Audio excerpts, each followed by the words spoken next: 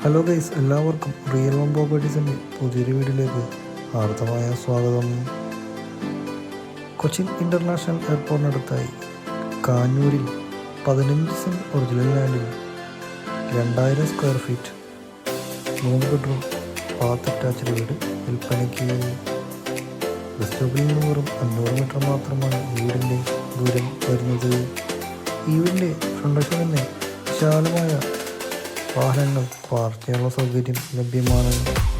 ഇതിനകത്തോട്ട് വിശാലമായ ലിവിംഗ് ഏരിയയും ഹോളുമാണ് നൽകിയിരിക്കുന്നത്.